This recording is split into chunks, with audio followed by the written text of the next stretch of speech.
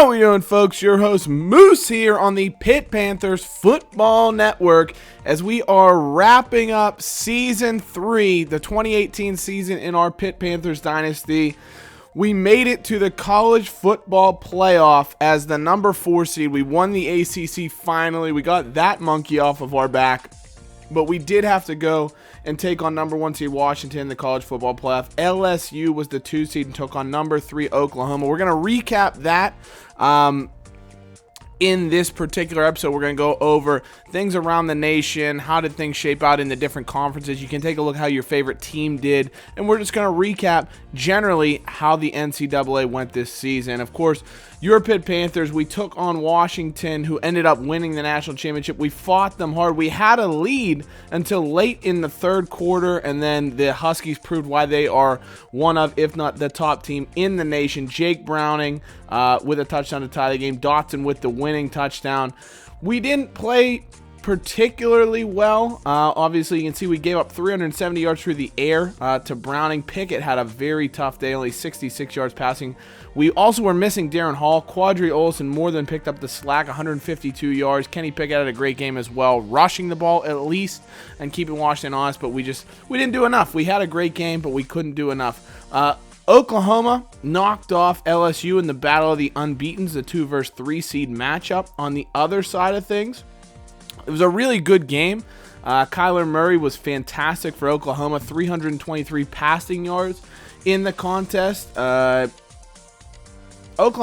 thing with LSU, they just didn't have the passers, right? They didn't have the ability to keep up with the high-scoring Oklahoma attack. LSU wanted to grind it out, and they just weren't able to do so in this matchup. And then everybody saw the highlights of the national championship game in the previous episode. Washington came away with the victory. Oklahoma tried to come from behind. They just couldn't do enough late on in the game. Don't pay attention to the scoring thing. It was actually 27-20. I don't know why it's showing 31-24 there. I think it's a glitch.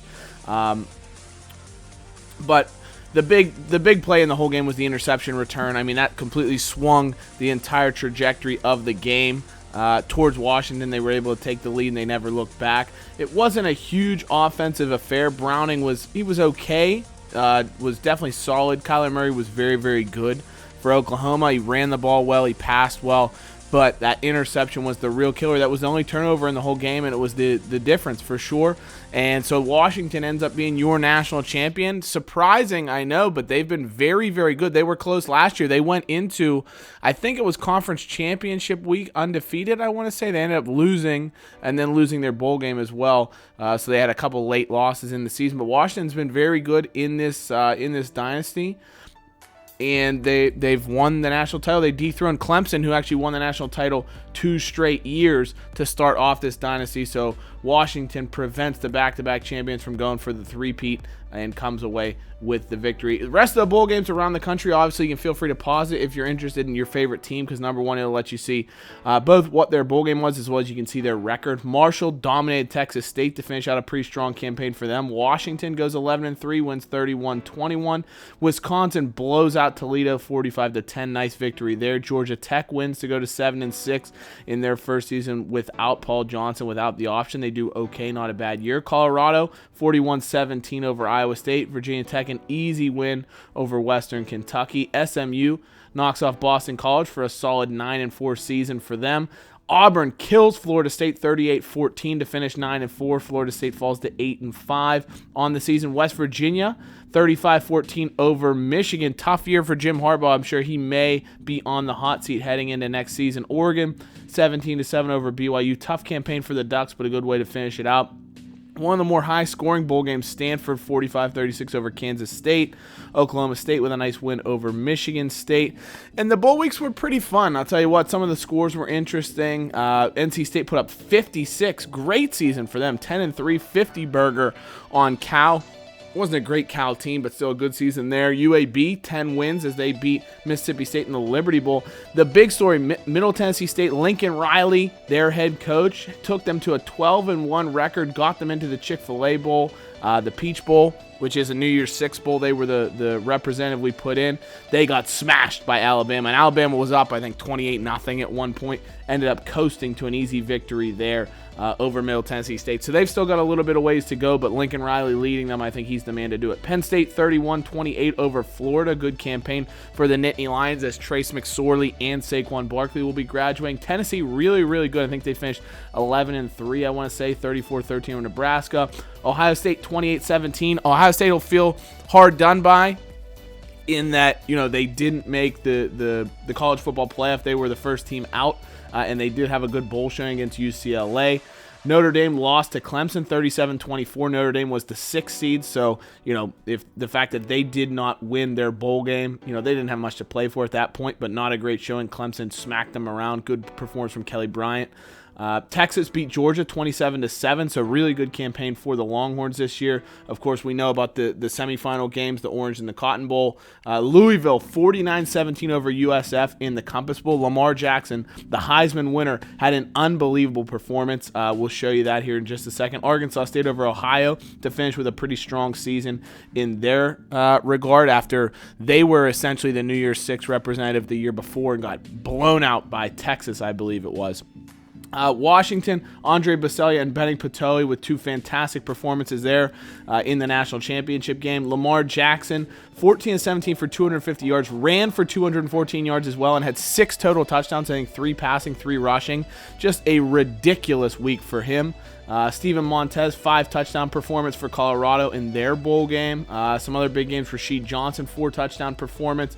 And another one I wanted to show you in the SEC, Jalen Hurts, 221 yards passing, 184 yards rushing, 5 total touchdowns in the victory over Middle Tennessee State. An unbelievable performance from the Alabama quarterback, who's missed a lot of time this year, but put in a great shift in the final game. Now, the rankings here at the end of the season, obviously you can see if your favorite school had a good year. Pitt got kind of screwed because we did have a loss in our bowl game. It was to the number 1 team in the country, but it kind of scrooged us over in the rankings. If I had to do my own personal rankings, I think it would probably be Washington 1. You'd have to say Oklahoma 2. I'd probably honestly put Pitt 3 and then LSU 4 because LSU didn't have a great showing in the bowl game. That would be my top 4. Maybe even Ohio State creeping up there at 4 instead of LSU. But, you know, it is what it is. It's not the end of the world that we got ranked, 8th instead of 4th or whatever it is. But you can see some good seasons for some different teams. We're going to look around the country here so you can really see if your favorite school is struggling, if they had a great year. In the ACC, in the Coastal, of course, Pitt won the Coastal. Some good years for Virginia Tech, Miami, Duke, and Virginia. Really struggling. We'll see if they can turn it around next season. We'll look at the Atlantic. Clemson actually won the Atlantic. They have an extra conference game, which is why it looks like they're in 3rd. They actually did win the Atlantic, had the tiebreaker, but a team to be on the rise here, NC State. Look at that 0.4 point against differential. They were arguably the best team in the conference or in the division in terms of points for and points against. An unbelievable season for the Wolfpack. We'll see if they can keep that up next year. In the American, Cincinnati, of course, on the eastern side did very, very well. UCF was okay. They're not to the heights that they've had in recent years, but good season. Houston's been very, very good in this dynasty, and they were no different there. Had another really good season. Big 12, Oklahoma, far and away the top team, but Texas, very, very good. Look at their defense. Only 229 points against, so they're one to watch for next year. Big, and you can see the likes of West Virginia, TCU, etc., kind of middling around. In the Big Ten, Ohio State, Penn State, Michigan. Those are the teams you expect to be at the top of the conference. So they're going to be fighting out for supremacy again next year. You'd expect Ohio State to be really, really good. I'll have a question for you guys in the comments in just a little bit for something to look at. In the Big Ten West, though, Nebraska won the tiebreaker over Illinois to make the conference title game, but Illinois had a fantastic season. Great defense. Overall, really good. The only 10-win team on that half of the conference, so we'll see what they can do for next year. In Conference USA, Middle Tennessee State and Marshall both were very, very good this season. Old Dominion was good in conference. We'll see what they can do next year. And UAB with a good, solid season over on the west side. And I think, if I remember correctly, they actually won the conference title in the championship game over Cincinnati. Independence, of course, Notre Dame, BYU, Army, standard seasons for them. In the MAC, Ohio was very, very good. Miami University is well good. I mean, the MAC, Everybody loves a little Tuesday night action, a little Wednesday night action, but we're not going to get terribly excited over how the MAC standings shake out. It's more just to show you guys. Toledo, though, one thing to point out: what a season! 6-8. They won all of their games in conference, 6 conference games, but then they lost the conference title game, and then they lost their bowl game. So they were 0-5 in regular, non-conference play, 6-3 in conference. A wild result for them. An interesting thing here in the Mountain West, Wyoming was very, very good. Boise, a very down year. They were 5-3 in conference, 0-4 in non-conference. So another team that will look to hopefully rebound next year because we know how good they can be.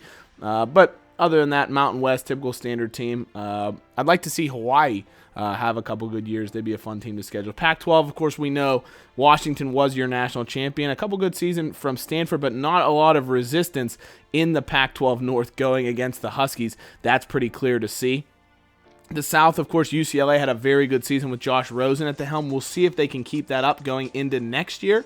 But a very good campaign for the Bruins. And same thing, the other big thing to note, USC 0-12 last season, the worst season in program history. They're going to definitely have a new coach this year. We'll see if they can get somebody to help right the ship as they look to rebound from a dramatically bad season. SEC East, Georgia, I think, was the best team in the SEC. Well, no, I take that back. Tennessee, 447 points for, only 194 against. I think they might have had the best defense in the entire country, and they were spectacular. Of course, they lost in the SEC championship game to LSU, who had a fantastic season, but it'll be interesting to see if LSU makes a move. They don't have a lot at the quarterback position. Jamar Smith, transfer from Louisiana Tech, really wasn't spectacular. He was a good running quarterback, and for that kind of power running offense LSU had, that was a good thing to have.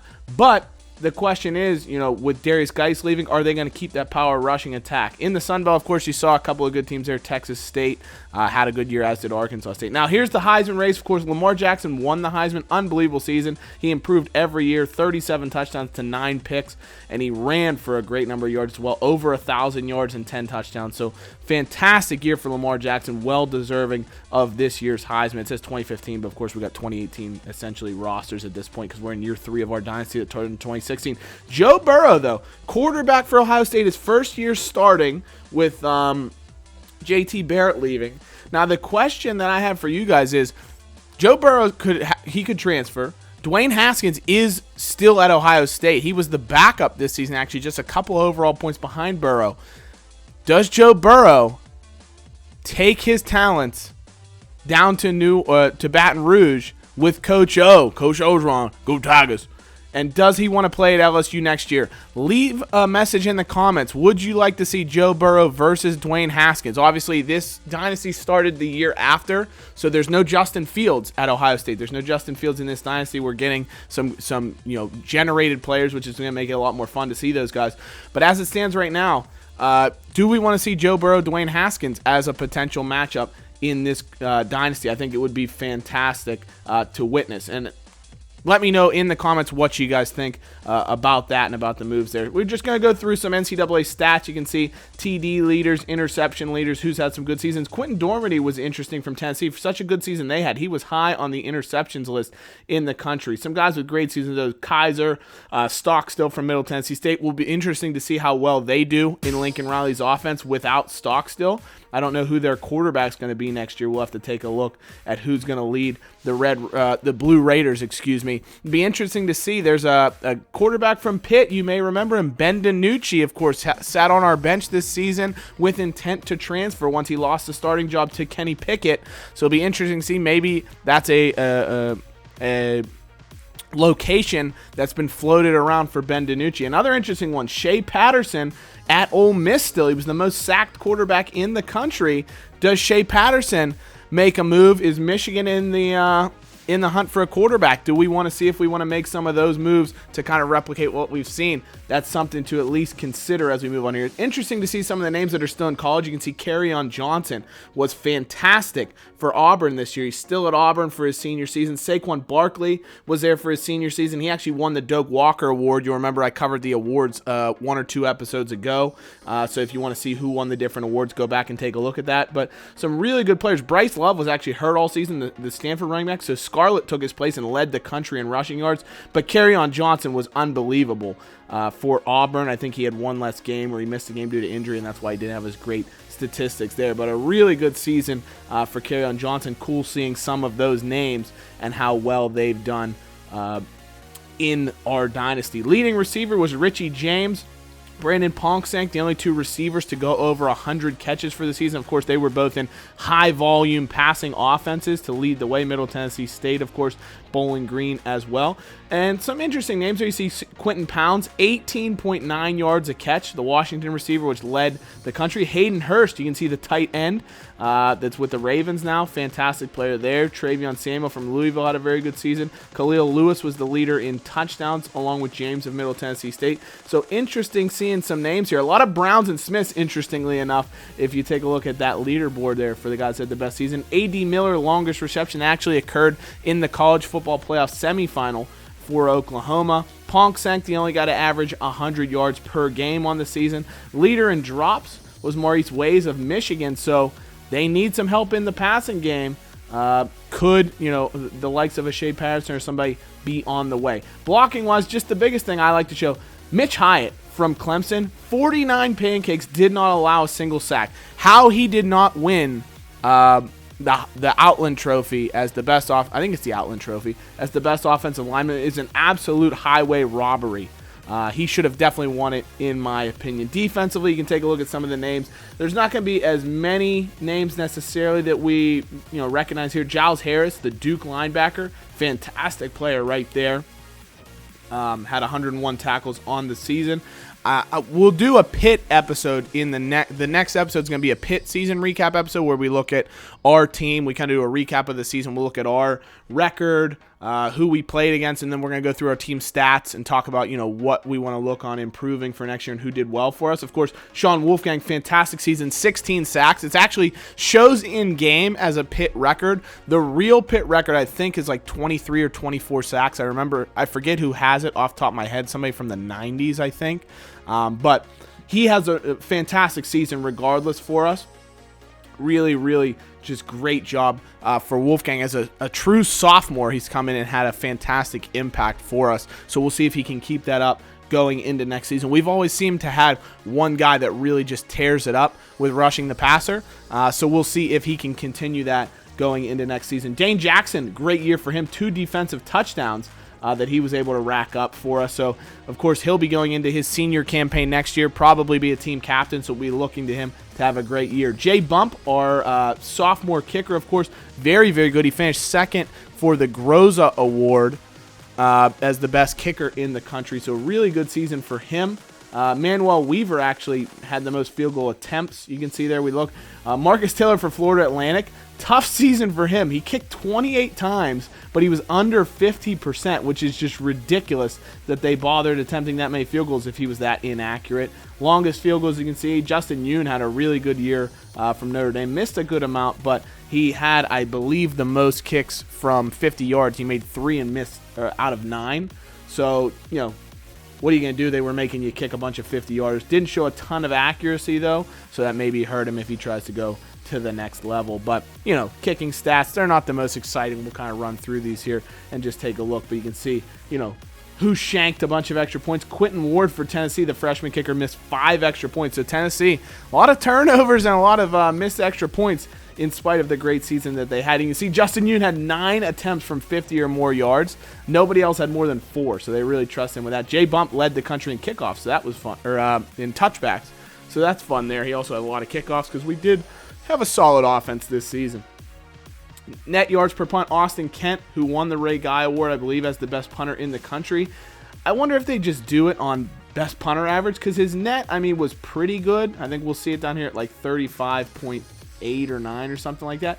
So he's near the top of the list, but 35.6 there. But he didn't have the most punts inside the 20. He didn't have like a really low number of touchbacks. So I don't know what the criteria is for some of these awards. It's always interesting to me who gets them, but whatever. I'm not going to lose any sleep over the best punter in the country, but you can just see some of those guys there. Kick return wise, Emmanuel Moore had a really good yardage total. or kick return number to him. Maurice French actually had the best average in the country, but he didn't have any touchdowns. He did get robbed on a couple. He had an 85-yard long that he wasn't able to get into the end zone for. But really good season for him returning. We know he's dangerous, and he'll be back for his senior season next year to hopefully continue to provide a lot of ability, both catching the football, running the football if we need him to, and returning the football. He's a kind of a triple threat for us, so it'll be interesting to see what he can conjure up. You can see punt return leaders as well. Not a ton of punt return touchdowns on the season. Only was like 8 or 9 of them. Diamond Lee did have the longest punt return in the country and one returner of the season. So team stats wise, we had a very good year offensively. And it was predicated on rushing the football. We didn't have a great passing attack. We had an okay one. I mean, Kenny Pickett was very solid. He took care of the ball. He didn't have a ton of turnovers. And he really just did what we needed him to do. There were a couple of times that he had a big game when we needed him to. He threw for a ton of yards against Louisville. We did lose that game. But he had a couple of games where he really broke out and played well. But for the most part, we relied on our rushing attack. We had the second most rushing yards in the entire country. We were ahead of a team that runs an option offense, for crying out loud. Although they did have a better yards per game. But a very good season rushing the football, you can see there. We had a solid year points per game wise. I think we're going to be in the top 15 or so, and top 20 as far as points per game went. So a good season there. Led the country in rushing touchdowns with 40. We did have 18 passing touchdowns, so not terrible. But you can see the likes of who are the air raid teams. Sacks allowed, Auburn the least with 11. UCF at 45. Most first downs in the country, you can see it's all teams that are really good, of course, as you're going to expect to see. Defensively, Virginia Tech had the best total defense in the country. Cal had the worst defense. We're pretty high on the yardage count. You'll see when we go look here in the ACC, we gave up a little over 5,000 yards, which is, towards the bottom half of the country. But that's also because of the fact that I actually play the games, number one. Number two, we have sliders that allow the game to be played realistically. And then because of that, this game came out in, 2013? It's NCAA 14. So it wasn't tuned as much for the high-flying offenses that you see in college football today. There's nobody passing for 5,600 yards like Joe Burrow did. You know what I mean? So it's not tuned as much to that high-flying offensive attack. Teams, the highest-scoring teams in the country are only at like 40 points a game, which is a lot less than what you'll see in the actual NCAA today. So I don't get too upset because our defensive numbers are what you'd expect to see in real time compared. And plus, we also played 14 games, so we had a lot of games played there. So average-wise, we really still weren't giving up a ton of yards. We were under 400 yards a game against offensively, probably closer to 300. So not a bad season.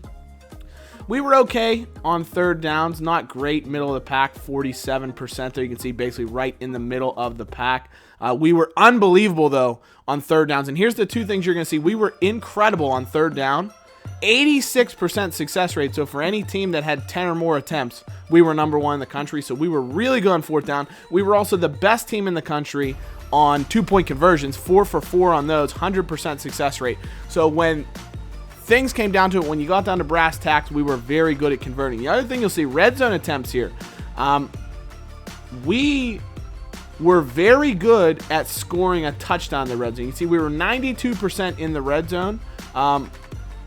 Or I should say I'd like us to be better at scoring touchdowns in the red zone. 44 touchdowns on 64 attempts. Like Boston College was 33 out of 45. They had a better percentage of success into touchdowns. We kicked a little too many field goals for my liking. It was the opposite in the defensive red zone. If you do defensive red zone touchdown percentage, we were unbelievable. We got scored on in the red zone 83% of the time. But we gave up only 26 touchdowns on 54 red zone attempts. That was under 50%. That was one of the best in the entire country. That's the likes of Georgia. You can see there was similar to us. A lot of teams, even when they were good at not giving up touchdowns or not giving up scores, they still gave up more touchdowns than we did. So it was good in that regard. Penalties, of course, we're always going to be the lowest penalized team just because of, again, just the way the game is played. When you play all the games, for whatever reason, there just aren't a ton of penalties in the game. It's just one of those things you have to live with it. Turnovers wise, we were dead even on turnover differential. We did have a good number of interception takeaways. We forced like one fumble, like 1 or 2 fumbles. And again, I think it's something just the way the game plays. I'm going to try and get some guys to force some more fumbles, just something about the way we play. Maybe we need some more hard hitters, some guys that have that kind of ability. But it is what it is. So, as always, guys, thank you so much for watching. Let me know if you saw anything interesting in the video as far as just how the year went, some statistics, things of that nature. Let me know what you think of the quarterback movement like I was talking about, the likes of LSU snagging up a Burrow so Haskins can start in Ohio State, Shea Patterson moving, any other moves. There may be some that will get made that you guys won't worry about, but those are kind of the big marquee ones. So, as always, guys, thank you so much for watching. We'll see you in the next episode for a Pitt recap of 2018. As always, hail to Pitt. See you soon. Take care. Bye-bye.